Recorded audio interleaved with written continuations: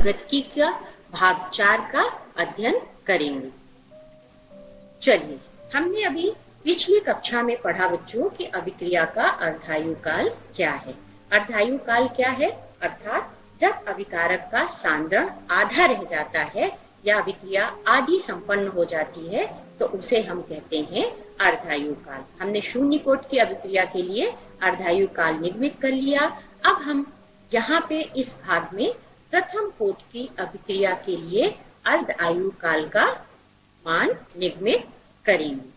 चलिए देखते हैं कि प्रथम कोट की अभिक्रिया का अर्ध आयु काल अभिकारक के प्रारंभिक सांद्रता पर निर्भर नहीं करता है। बहुत महत्वपूर्ण पॉइंट है बच्चों कि प्रथम कोट की जो अभिक्रिया का अर्ध आयु काल है, हाफ लाइफ पीरियड है, वो अभिकारक के प्रारंभिक सांद्रता से स्वतंत्र होता है, अर्थात वह प्रारंभिक सांद्रता पर निर्भर नहीं करता है। परीक्षा में भी ये पूछा जाता है कि सिद्ध करिए कि प्रथम कोट की अभिक्रिया का अर्धायु काल अभिकारक के प्रारंभिक सांद्रता पर निर्भर नहीं करता है। आइए इसके हम व्यंजक पर नजर डालेंगे। चलिए, हमने पिछली कक्षाओं में बच्चों पढ़ा है कि प्रथम कोट की अभिक्रिया के लिए क्या हमें समीकरण प्राप्त हुआ?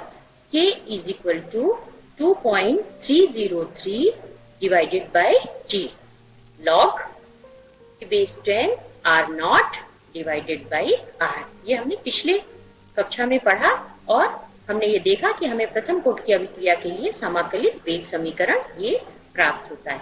अब जैसा कि परिभाषा से स्पष्ट है बच्चों कि T हाफ, हमने अर्धायु काल को किससे प्रदर्शित किया? T is equal to T half पर। तो जो इसका इनिशियल कंसंट्रेशन होगा R, जो R होगा वो क्या हो जाएगा? R नॉट डिवाइडेड बाई 2, यानी इनिशियल कंसंट्रेशन उसका क्या हो जाएगा? R not divided by 2। कब? T हाफ पर। हम इन दोनों का मान रखेंगे इस समीकरण पे और हम देखते हैं कि मान रखने पर, मान क्या रखेंगे? T के स्थान पे T हाफ रखेंगे और R के स्थान पे यहाँ पे हम क्या रखेंगे? R नॉट डिवाइडेड बाई 2, यानी जब अभिक्रिया आधी संपन्न हो जाती है तो उसे हम कहते हैं अर्धायु काल, जिस समय पे संपन्न होती है। हमने यहाँ पे मान रखा इस समीकरण पे बच्चों, तो हमने मान रखने पर क्या प्राप्त हुआ?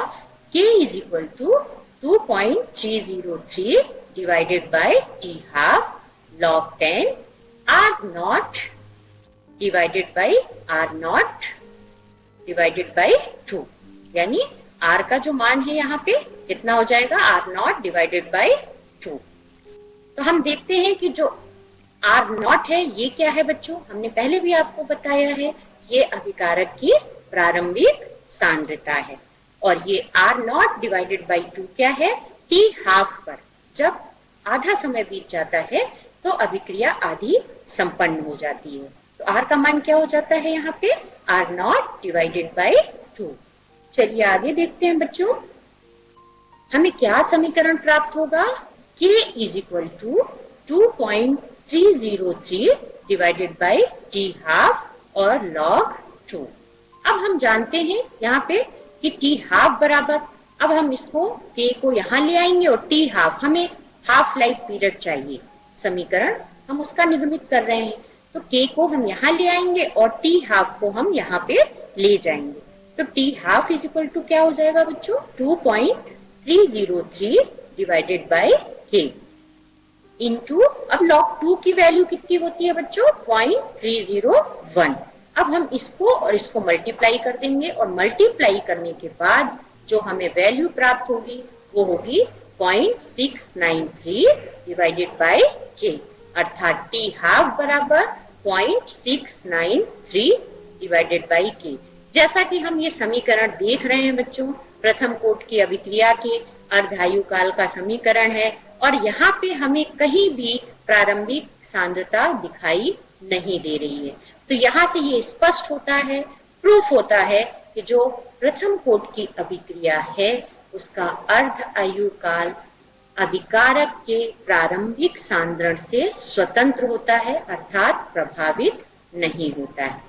अतः नीचे दिया भी है कि उपरोक्त सूत्र से स्पष्ट है कि प्रथम कोट की अभिक्रिया के अर्ध आयु काल जो होता है वो प्रारंभिक सांद्रता पर निर्भर नहीं करता है। यहाँ ये बताना चाहूंगी कि आपसे कई तरह से प्रश्न बच्चों पूछ सकता है कि प्रथम कोट की अभिक्रिया के लिए अर्धायु काल का व्यंजक निगमित कीजिए या सिद्ध कीजिए कि प्रथम कोट की अभिक्रिया का जो अर्धायु काल है वो उसके प्रारंभिक सांद्रता पर निर्भर नहीं करता। तो आपको ये पूरा सूत्र जो है यहाँ से निगमित करना पड़ेगा। आशा है आपको समझ में आया होगा। अब आगे चलते हैं। अब देखते हैं कि कोई भी रासायनिक अभिक्रिया कैसे, जो रासायनिक अभिक्रिया का वेग है वो ताप से कैसे प्रभावित होता है।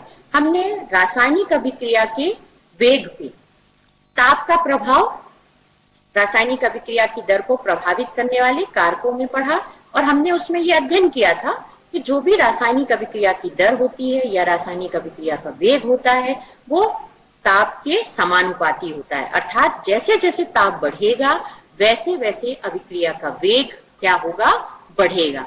तो आइए हम देखते हैं कि अभिक्रिया की वेग पर ताप किस तरह से निर्भर करता है, यानी अभिक्रिया की वेग पर ताप का क्या प्रभाव पड़ता है। तो यहाँ हम देखते हैं कि किसी भी रासायनिक अभिक्रिया में 10 डिग्री ताप वृद्धि, 10 डिग्री सेल्सियस ताप वृद्धि वेग स्थिरांक में लगभग दुगनी वृद्धि होती है। अर्थात यदि हम 10 डिग्री ताप वृद्धि कर देते हैं किसी रासायनिक अभिक्रिया में तो जो अभिक्रिया का वेग है वो कैसा हो जाएगा, वेग स्थिरांक में दुगनी वृद्धि होती है। इसे हम कहते हैं बच्चों ताप गुणांक, टेम्परेचर कोफिशिएंट। यह 10 डिग्री सेल्सियस ताप परिवर्तन होने पर अभिक्रिया के दर स्थिरांकों का अनुपात होता है। ताप गुणांक बराबर T प्लस 10 डिग्री सेल्सियस पर दर स्थिरांक, मतलब जब हम 10 डिग्री सेल्सियस तापमान बढ़ाते हैं उस समय दर स्थिरांक का मान क्या है, divided by T degree Celsius पर दर स्थिरांक का मान क्या है। तो हम ये देखते हैं कि जो रासायनिक अभिक्रिया की ताप पर निर्भरता है उसकी व्याख्या किसने की बच्चों, अभी आर्हेनियस व संघट्ट सिद्धांत द्वारा की जाती है। इसका हम आगे अध्ययन करेंगे। देखते हैं कि संघट्ट सिद्धांत द्वारा की जाती है जो कि दो कारकों पर आधारित होती है। चलिए देखें दो कारक कौन कौन से हैं। अब हम यहाँ देखते हैं कि जो अभिक्रिया का वेग होता है, अभिक्रिया का यहाँ आप देख रहे हैं बच्चों, अभिक्रिया का वेग बराबर क्या है, F is equal to F multiply Z। यहाँ Z क्या है, संघट्ट की आवृत्ति है और F क्या है बच्चों, संघट्ट की कुल संख्या का वह प्रभाज जो प्रभावी है। अर्थात किसी भी रासायनिक अभिक्रिया का वेग इन दोनों पर निर्भर करता है। आइए देखें इन दोनों कारकों को अध्ययन करें, ये क्या है। तो पहला कारक जो है वो है संघट्ट आवृत्ति। यहाँ ये देखते हैं कि जो अभिक्रिया मिश्रण होता है, जब दो अभिकारक आपस में क्रिया करते हैं उसे अपन अभिक्रिया मिश्रण कहते हैं। तो अभिक्रिया मिश्रण के इकाई आयतन में प्रति सेकंड होने वाली टक्करों की संख्या को क्या कहते हैं बच्चों, संघट्ट आवृत्ति कहते हैं। और इसे क्या किससे प्रदर्शित करते हैं, कैपिटल Z से प्रदर्शित करते हैं। दूसरा जो महत्वपूर्ण कारक है जो ताप पे डिपेंड करता है वो है हमारा प्रभावी टक्कर, यानी ताप बढ़ने पर टक्करों की संख्या बढ़ती है।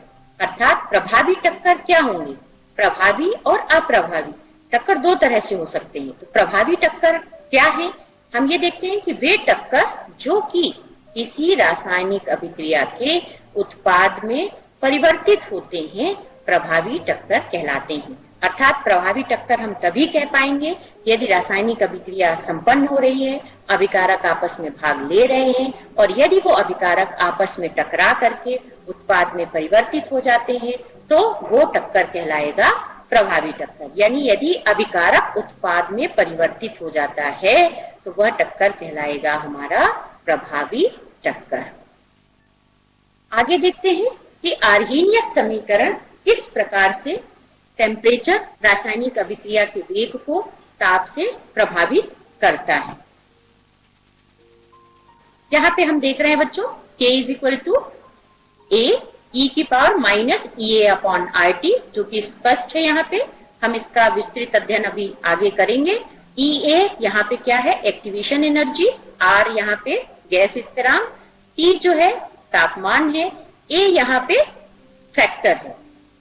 आगे देखते हैं। अब देखते हैं कि कैसे निकालेंगे आर्हेनियस समीकरण। तो बच्चों, अभिक्रिया के वेग या अभिक्रिया की दर पर ताप का क्या प्रभाव पड़ता है, इसका अध्ययन आर्हेनियस ने किया और उन्होंने इस अध्ययन को एक समीकरण के रूप में दिया, जिसे कि हम आर्हेनियस समीकरण के नाम से जानते हैं। इन्होंने एक समीकरण का सुझाव दिया जो कि वेग स्थिरांक अर्थात k की व्याख्या एक ताप फलन के रूप में करता है, अर्थात k is proportional to f, f is equal to minus E A upon R T, या k जब यहाँ प्रोपोर्शनल है f, तो f बराबर क्या है, माइनस ई ए अपॉन आर टी, तो k is proportional to minus E A upon R T, अर्थात k बराबर a e की पावर माइनस ई ए अपॉन आर टी। ये संगत आगे आवृत्ति फैक्टर कहलाता है, इसको हम आगे देखेंगे। तो यहाँ जो आर्हेनियस समीकरण बच्चों प्राप्त हुआ है वो है k is equal to a e की पावर माइनस ई ए अपॉन आर टी, जिसको हम पहले ही बता चुके हैं कि ई ए क्या है बच्चों, एक्टिवेशन एनर्जी, आर गैस स्थिरांक और टी जो है टेम्परेचर है। आगे देखते हैं, के यहाँ पे वेग स्थिरांक है। चलिए आगे देखते हैं। आर्हेनियस गुणक है, ये क्या है हमारा, आवृत्ति गुणक, या इसे आर्हेनियस गुणक भी कहते हैं और इसे पूर्व चरघातांकी गुणक भी कहते हैं। ये बहुत महत्वपूर्ण भाग है, इसको नोट करेंगे आप, अंडरलाइन करेंगे। आर क्या है, गैस स्थिरांक, ई ए क्या है, सक्रियण ऊर्जा, जो किसी भी अणु को सक्रिय करने के लिए आवश्यक होती है। अब हम समीकरण एक जो हमें प्राप्त हुआ है बच्चों, उसका हम लॉग लेंगे। तो log natural k is equal to log natural a plus log natural e की power minus E A upon R T. Log natural k is equal to log natural a plus, अब ये power है इस तरह से आ जाएगी, minus E ए upon R T log natural e की पावर e। आगे देखते हैं, लॉग नेचुरल e की पावर e का मान कितना होगा, हम इसे सॉल्व करेंगे तो 1 हो जाएगा। तो यहाँ पे क्या मिलेगा हमें, log natural k is equal to log natural a minus E A upon R T, चूंकि ये भाग जो है वो हमारा 1 हो गया है। अब यहाँ पे हमने पहले भी बताया बच्चों, पिछली कक्षाओं में भी आपको बताया कि जब भी लॉग के नेचुरल या लॉग बेस e को हम लॉग 10 बेस पे कन्वर्ट करते हैं तो हम 2.303 का गुणा करते हैं। तो लॉग 10 की बेस पे यहाँ हम कन्वर्ट कर रहे हैं। Log 10 base k is equal to log 10 a minus E A upon 2.303 R T. ये हमारा समीकरण 2 प्राप्त हुआ।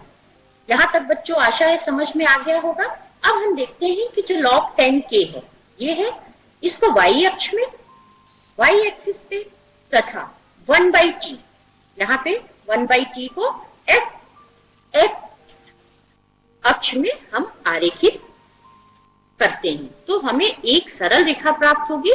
और इस सरल रेखा को हमने पिछले भी कक्षा में अध्ययन किया कि जो सरल रेखा प्राप्त होती है वो समीकरण y is equal to mx plus c से उसकी तुलना करते हैं और तुलना करने पर जो रेखा का अंतःखंड होता है वो हमें log a प्राप्त होता है। अतः ढाल जो प्राप्त होगी बच्चों वो प्राप्त होगी माइनस ई ए अपॉन 2.303 r। ये हमारा समीकरण 3 बन गया। चलिए आगे देखते हैं। अब ये हमने ग्राफ प्लॉट किया किस पे, log 10 के और 1/t के बीच। तो ये जो हमारा स्लोप, ये जो ढलान दिख रही है बच्चों, इसका मान कितना होगा, माइनस ई ए अपॉन 2.303। तो यहां तक आपको पूरा समीकरण निगमित करना पड़ेगा बच्चों और ग्राफ भी प्लॉट करना पड़ेगा जब भी आर्हेनियस समीकरण आपसे एग्जाम में पूछा जाएगा। अब देखते हैं कि जो E और A के मान दो भिन्न तापों पर दर स्थिरांक के मान निर्धारित कर ज्ञात किया जा सकता है। मतलब कि एक्टिवेशन एनर्जी और A के मान को दो भिन्न तापों पर, जो भिन्न भिन्न ताप और दो स्थिरांक पर, दो भिन्न भिन्न स्थिरांक के मान पर हम ज्ञात कर सकते हैं। जैसे कि यहाँ पे हम देख रहे हैं कि यदि माना हम T1 और T2 ताप ले लें तो अभिक्रिया के जो दर स्थिरांक होंगे वो क्रम से क्या होंगे, समीकरण 2 से log 10 K1 is equal to log 10 A minus EA upon 2.303 RT1 log 10 K2 is equal to log 10 A minus EA upon 2.303 RT2। यदि दो भिन्न भिन्न ताप दिए हैं और दो भिन्न भिन्न स्थिरांक दिए हैं तो हम इस समीकरण का उपयोग करेंगे। अब इसको हम आगे सॉल्व करेंगे बच्चों। देखते हैं क्या प्राप्त होता है। 4 को 5 से घटा देंगे तो log 10 K2 minus log 10 K1 is equal to EA upon 2.303 R 1 upon T1 minus 1 upon T2। यहाँ पे हम इसे सॉल्व करके किस तरह से लिख सकते हैं, log 10 K2 upon K1 is equal to minus EA upon 2.303 R into 1 upon T1 minus 1 upon T2। या इसे हम पूरा सॉल्व कर लेंगे, बाकी तो सॉल्व है बच्चों, इसको पूरा हम एलसीएम लेके सॉल्व कर लेंगे तो हमें जो समीकरण प्राप्त होगा वो क्या प्राप्त होगा, log 10 K2 divided by K1। अब हम यहाँ पे देखते हैं log 10 K2 divided by K1 is equal to minus EA upon 2.303 R T2 minus T1 और T1 T2। यहाँ हमने एलसीएम ले लिया बच्चों तो यहाँ पे हमारा ये फॉर्मूला आ जाता है।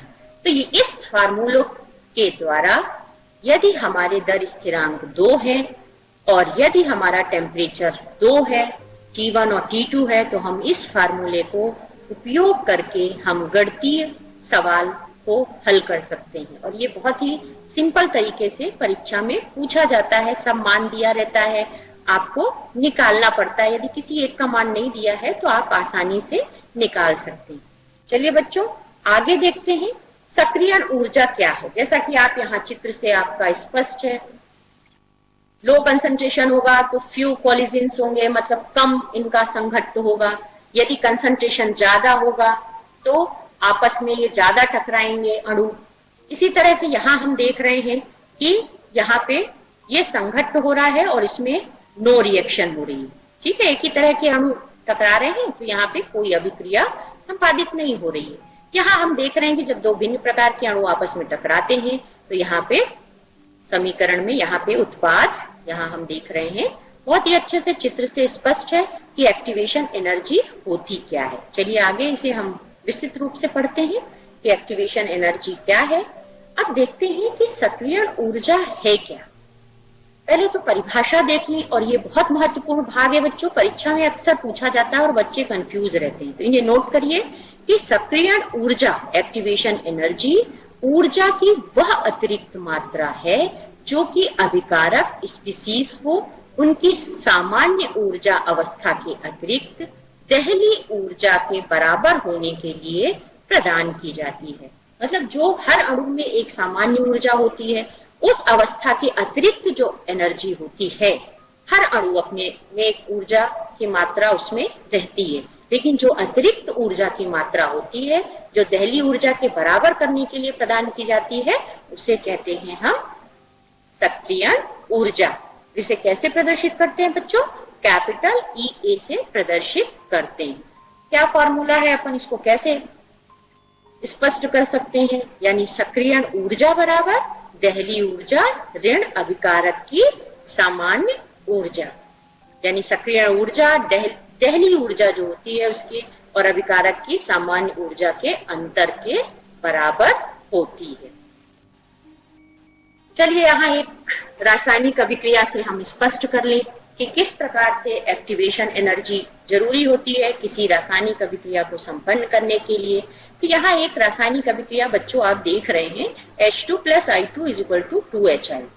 यहाँ पे देख रहे हैं कि ये H2 H और आई, ये दोनों अभिकारक हैं, ये आपस में क्रिया कर रहे हैं। यहाँ हम ये देख रहे हैं डॉट डॉट, मतलब ये एक सक्रिय मध्यवर्ती उत्पाद बना रहा है, सक्रिय संकुल बना रहा है, जो कि सक्रिय संकुल टूट करके किसमें बना रहा है, उत्पाद।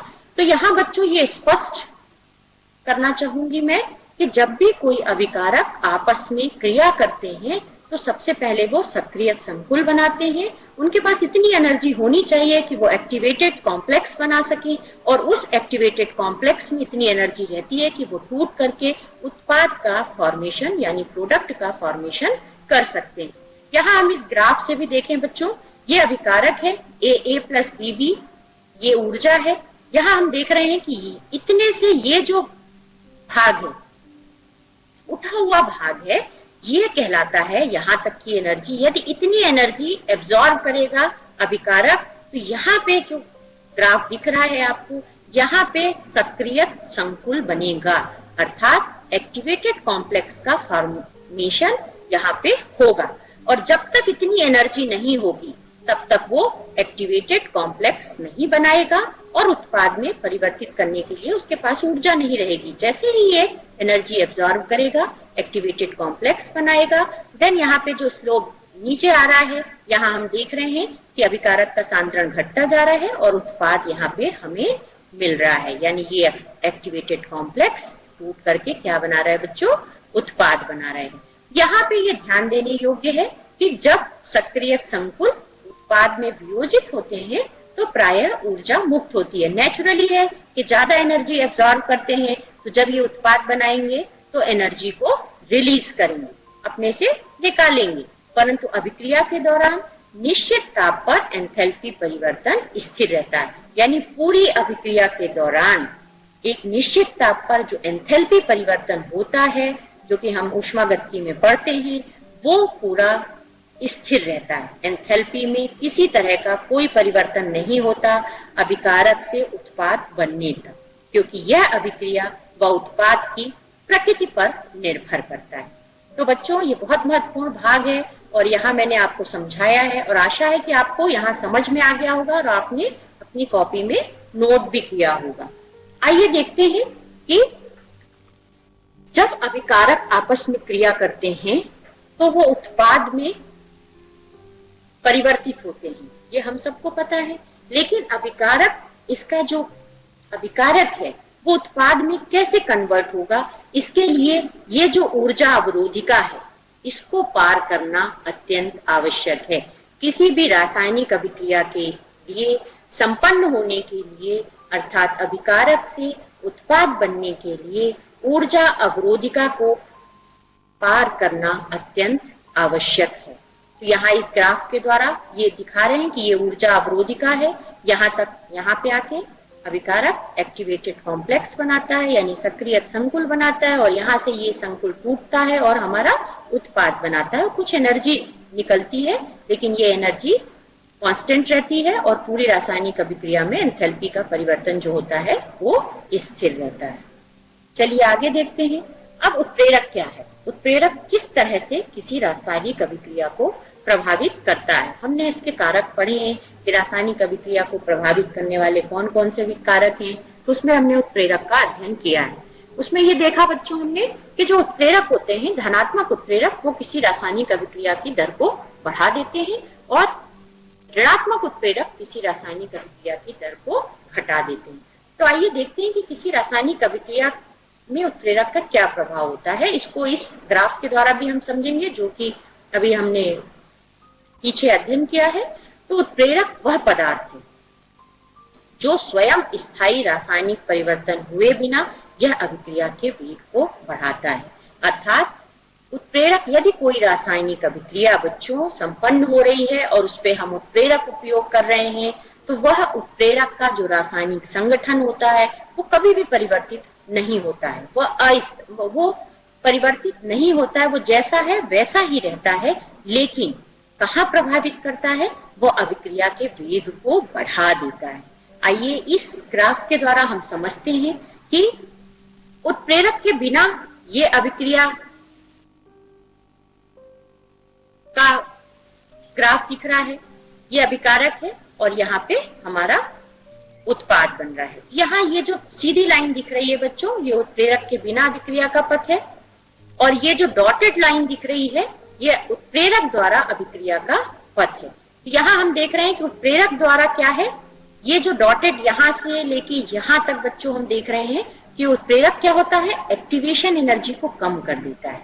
और यहाँ हम देख रहे हैं ये जो ग्राफ है ऊर्जा अवरोधिका है, यहाँ से लेके ये लाइन तक, यहाँ पे हम देख रहे हैं कि यदि उत्प्रेरक के बिना, ये ग्राफ देखिए छोटा है और ये ग्राफ हमारा बड़ा है, यानी जब उत्प्रेरक की उपस्थिति होती है तो ग्राफ से स्पष्ट है कि हमारी एक्टिवेशन एनर्जी कम हो जाती है, और जब उत्प्रेरक अनुपस्थित है तब हमारा एक्टिवेशन एनर्जी ज्यादा होती है उत्पाद में परिवर्तन के लिए। तो यहाँ हम ये ग्राफ से बच्चों बहुत अच्छे से स्पष्ट है कि ये जो डॉटेड लाइन यहाँ दिख रही है, यहाँ से लेके यहाँ तक की, ये उत्प्रेरक के बिना एक सक्रियण ऊर्जा है, तो ये पूरा बढ़ रहा है ये ग्राफ में, और इस दोनों में बिल्कुल स्पष्ट अंतर दिखाई दे रहा है। तो उत्प्रेरक सक्रियण ऊर्जा को कम कर देते हैं और उत्प्रेरक यहाँ पे बिना उत्प्रेरक के हमारी सक्रियण ऊर्जा बढ़ती। चलिए आगे देखते हैं अब संघट्ट सिद्धांत क्या है। कॉलिजन थ्योरी इसी से संबंधित है जो हमने अभी एक्टिवेशन एनर्जी पढ़ा है। संघट्टवाद क्या है, जैसे कि मैक्स ट्राउटज और विलियम लुइस ने 1916 से 18 में प्रतिपादित किया था, जो कि ऑर्जिकी यानी एनर्जी तथा क्रियाविधि के संदर्भ में अधिक प्रकाश डालता है। इसमें देखते हैं कि ये जो गैस की गतिक परिकल्पना पर आधारित है। कुछ बिंदु हैं जिन्हें हमें ध्यान रखना पड़ेगा। इस सिद्धांत के अनुसार अभिकारक के अणुओं को कठोर गोले के रूप में माना जाता है, यानी अभिकारक को क्या माना गया है बच्चों, कठोर गोले के रूप में माना गया है। ये भी बहुत महत्वपूर्ण पॉइंट है। फिर अगला पॉइंट है कि अणुओं के आपस में संघट्ट होने के कारण अभिक्रिया होती है। मतलब ये सिद्धांत ये स्पष्ट करता है कि जब तक अणु आपस में टकराएंगे नहीं, एक दूसरे से नहीं टकराएंगे और टक्कर प्रभावी नहीं होंगे, तब तक कोई भी रासायनिक अभिक्रिया संपादित नहीं होगी। आइए देखते हैं इन्होंने आगे क्या कहा। इन्होंने कहा कि यदि अभिक्रिया मिश्रण है, रिएक्टेंट है, उनका मिश्रण है, तो प्रति इकाई आयतन में, जैसा कि हमने अभी पहले पढ़ा है कि प्रति सेकेंड संघट्ट को क्या बोलते हैं, संघट्ट आवृत्ति कहते हैं, जिसे कि हम जेट से प्रदर्शित करते हैं। दूसरा है कि वे संघट्ट जिसमें अणुओं की पर्याप्त गतिज ऊर्जा अर्थात दहली ऊर्जा तथा सही अभिविन्यास होता है। सही अभिविन्यास से संबंध यहाँ पे ये होता है कि अभिकारक आपस में अरेंज होकर के उत्पाद में टूट जाएंगे, उत्पाद बना ले, तो उनका ये सही अभिविन्यास कहलाता है, जिसमें अभिकारक स्पीशीज के बंधों के टूटने तथा उत्पादों में नए बंध बनने से उत्पादों का बनना सुसाध्य हो जाता है, यानी अभिविन्यास। और यदि उसके पास पर्याप्त मात्रा में ऊर्जा होगी अभिकारक के पास, तो अभिकारक उत्पाद में तभी कन्वर्ट हो पाएगा। यहाँ एक सिंपल सा एग्जाम्पल मैंने लिया है बच्चों, A+B, ये कोई भी द्विअणु प्राथमिक अभिक्रिया है, प्राथमिक अभिक्रिया जो कि सीधे एक पद में संपन्न होती है। A+B = उत्पाद। चलिए यहाँ पे देखते हैं इन्होंने क्या समीकरण दिया। वेग का दिया इन्होंने, वेग = ZAB e⁻⁻A/RT। जेट क्या है बच्चों, यहाँ पे रिएक्टेंट A और B के संघट्ट की आवृत्ति है। यहाँ ZAB दिया हुआ है, तो ये संघट्ट की आवृत्ति है जो अभी हमने पढ़ा है। e⁻⁻A/RT EA के बराबर होता है। EA मतलब एक्टिवेशन एनर्जी के बराबर होता है। इससे अधिक ऊर्जा वाले अणुओं के अंश को प्रदर्शित करता है। दूसरा जो है वेग का, इन्होंने और दूसरा एक समीकरण दिया, जिसे कि क्या दिया, वेग बराबर PZAB e⁻⁻A/RT। P क्या है बच्चों, यहाँ पे प्रायिकता, जो इस बात को समाहित करता है कि संघट्ट में अणुओं का उपयुक्त अभिविन्यास होना चाहिए, यानी उसकी आवृत्ति होना चाहिए और उसका एक उपयुक्त अभिविन्यास होना चाहिए, तभी अभिकारक उत्पाद में परिवर्तित हो पाएगा। तो ये महत्वपूर्ण संघट्ट थ्योरी, कॉलिजन थ्योरी के महत्वपूर्ण पद हैं, जिन्हें कि हमें अपनी कॉपी में अच्छे से नोट करना है।